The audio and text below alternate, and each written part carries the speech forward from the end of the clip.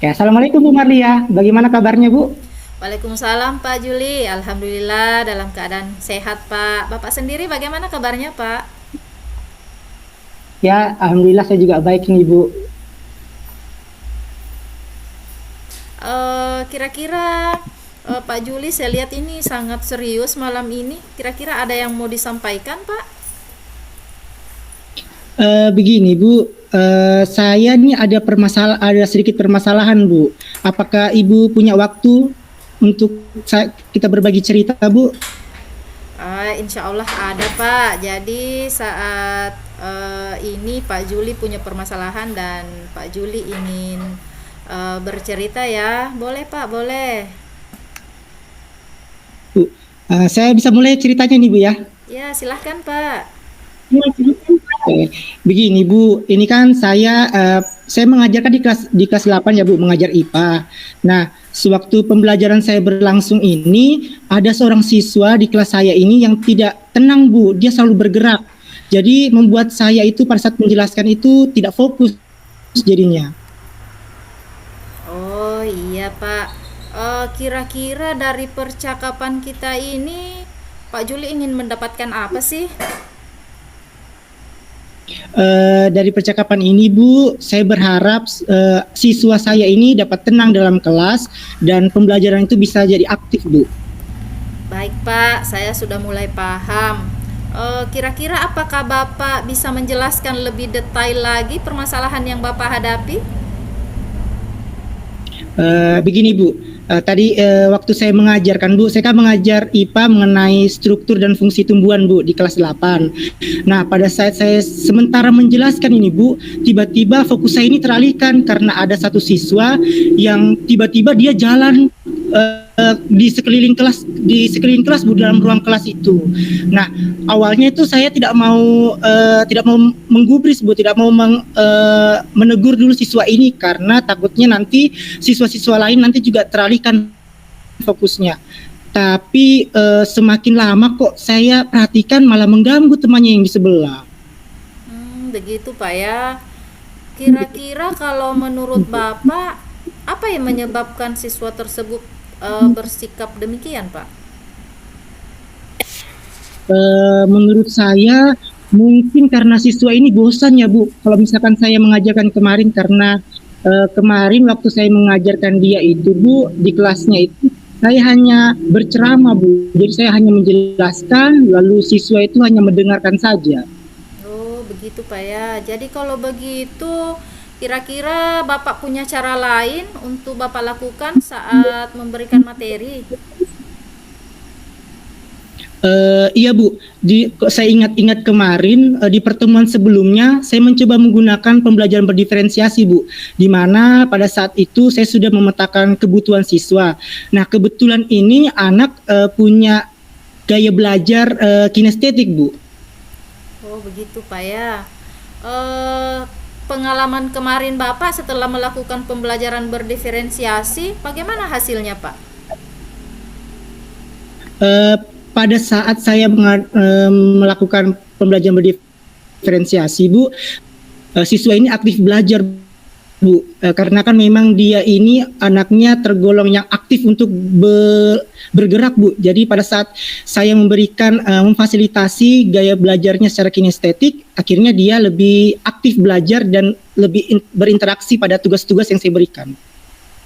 Oh, begitu Pak ya. Berarti ketika Bapak menerapkan pembelajaran berdiferensiasi, siswa tersebut aktif belajar dan tidak mengganggu temannya Pak ya. Kalau begitu, menurut Pak Juli, kesempatan apa yang Bapak miliki sekarang? Eh, Setelah saya berpikir sejenak Bu, sepertinya saya harus kembali menerapkan pembelajaran berdiferensiasi Bu. Betul sekali Pak ya. Kalau begitu, rencana apa yang akan Bapak lakukan untuk menerapkan pembelajaran ini Pak? Eh, Setelah saya berpikir-pikir lagi Bu, sepertinya saya akan membuat rencana pembelajaran agar saya paham nanti bagaimana runtutan kegiatan yang akan saya lakukan. Setelah itu saya akan menyiapkan LKPD dan tugas-tugas supaya agar siswa saya ini lebih paham lagi dengan materi yang saya sudah berikan, Bu.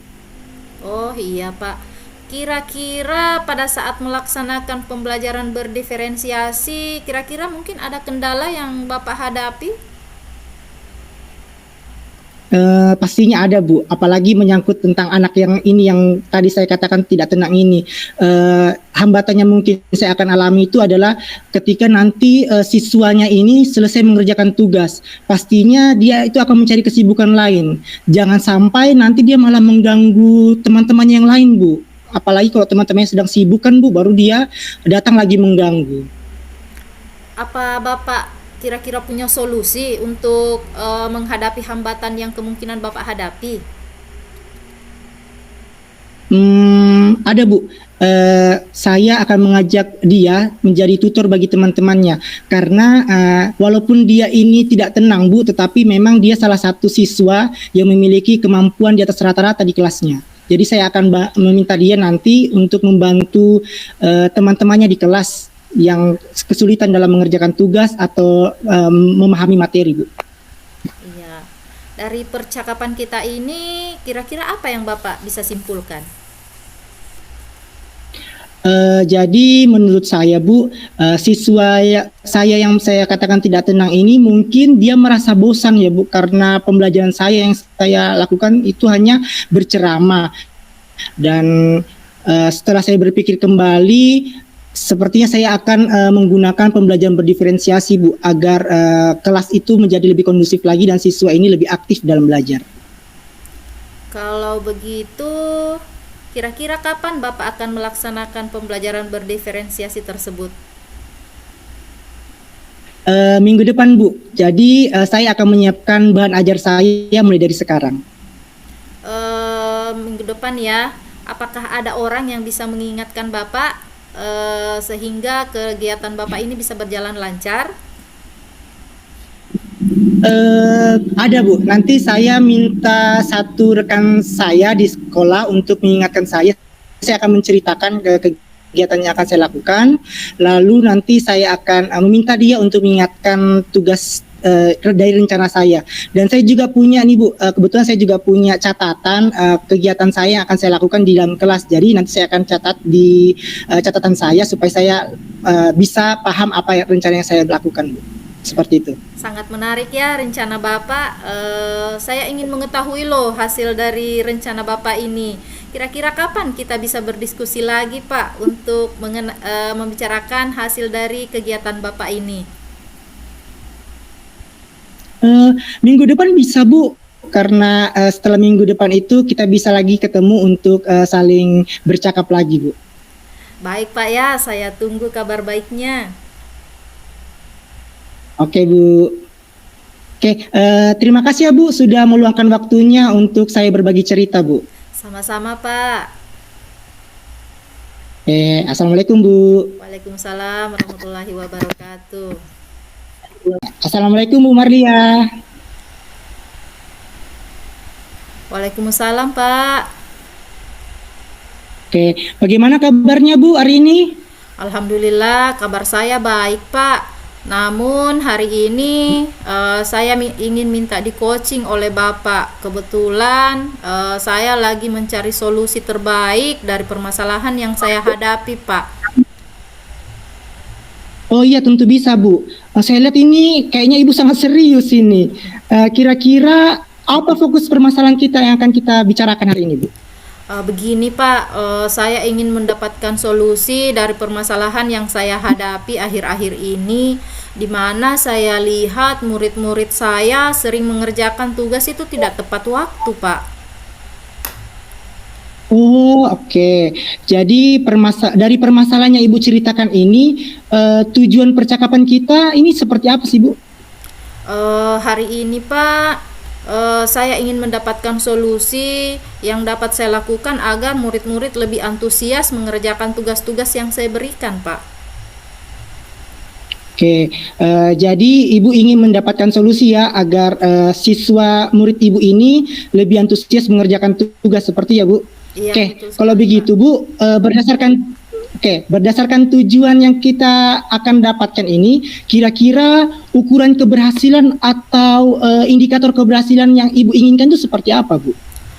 Indikator keberhasilannya di sini ketika murid-murid saya telah secara nyata mengerjakan tugas-tugasnya secara rutin dan dikumpulkan tepat waktu, Pak. Oke, baik. Kalau boleh tahu, Bu, tugas-tugas seperti apa yang biasa Ibu berikan kepada murid Ibu?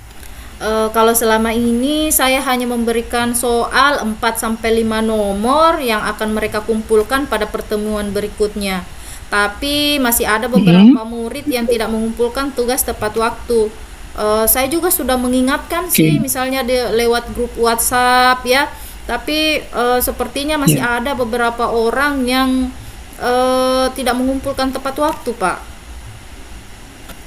Oh, oke. Saya konfirmasi ulang ya, Bu. Jadi Ibu memberikan tugas berupa 4-5 soal. Lalu nanti dikumpulkan di pertemuan berikutnya. Setelah itu kalau misalkan ada murid Ibu yang tidak mengerjakan tugas tepat waktu, mengumpulkan tugas tepat waktu, Ibu akan ingatkan melalui grup WA ya, Bu? Betul, Seperti Pak. itu?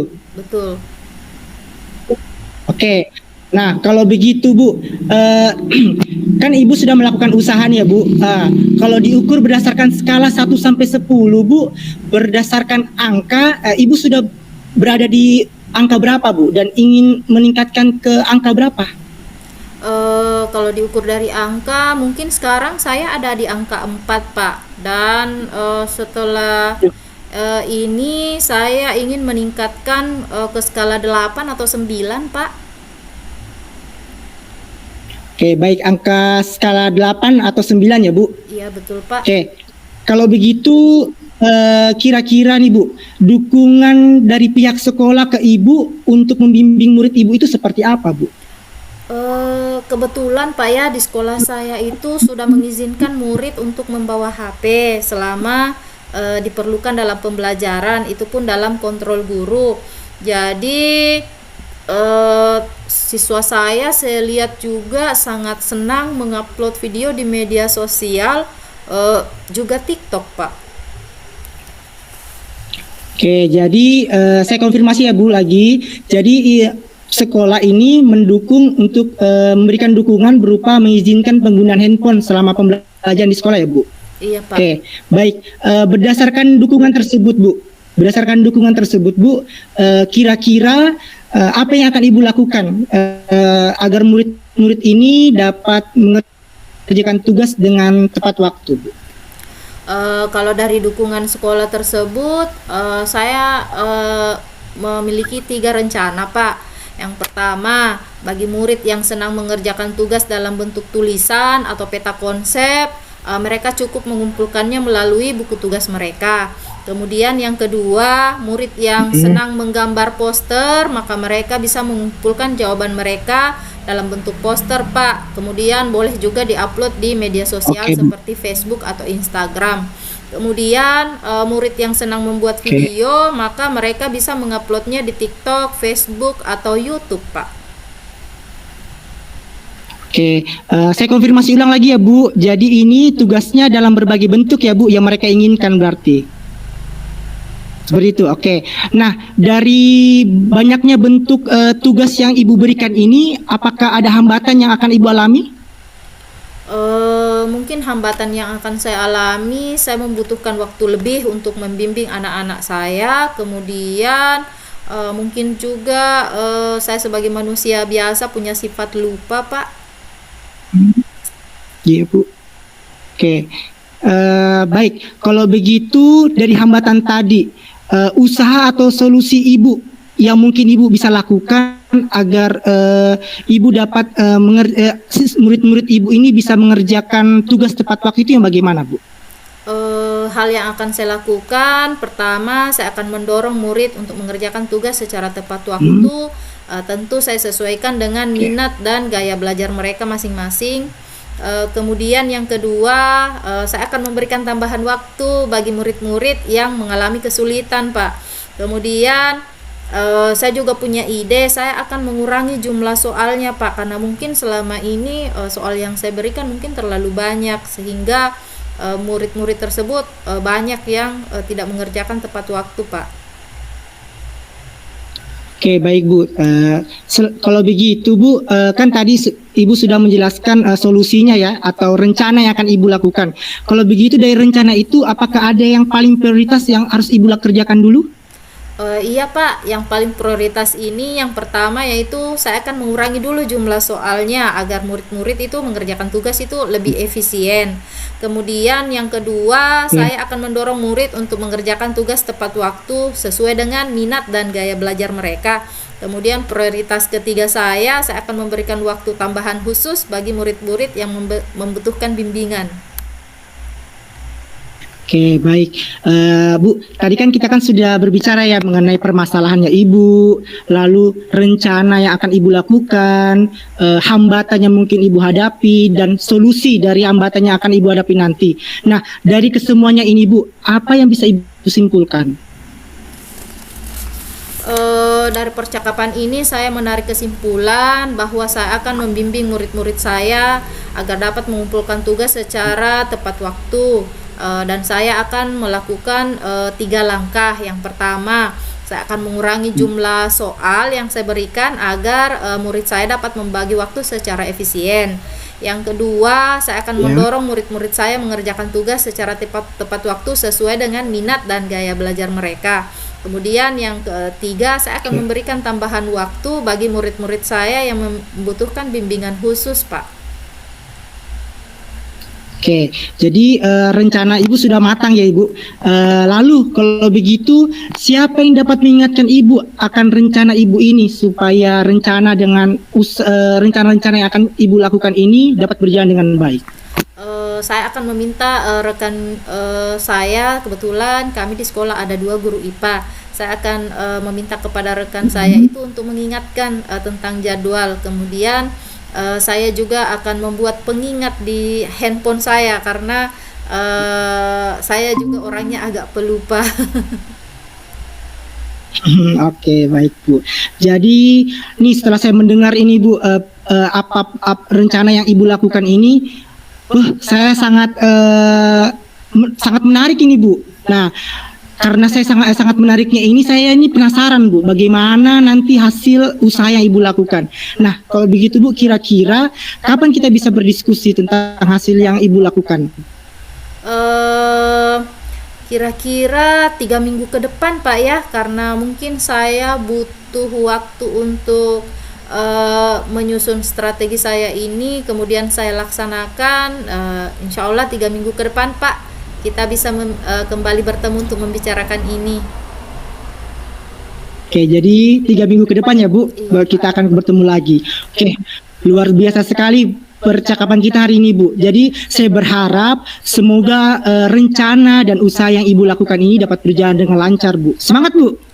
Terima kasih banyak Pak, Bapak sudah meluangkan waktu untuk saya. Saya menjadi bersemangat Pak untuk melaksanakan rencana saya ini. Ya, sama-sama Bu. Apa masih ada yang ingin Ibu sampaikan Bu? Saya rasa untuk pertemuan kali ini saya rasa sudah cukup Pak. Oke, baik Bu. Kalau begitu nanti kita akan bertemu 3 minggu ke depan ya Bu. Betul, ya, semoga semoga 3 minggu ke depan ini kita bisa melanjutkan percakapan kita dan melakukan refleksi dan kalibrasi tentang apa yang sudah Ibu lakukan. Betul sekali Pak, terima kasih banyak atas waktunya. Ya, sama-sama Bu. Wassalamualaikum Bu. Waalaikumsalam warahmatullahi wabarakatuh.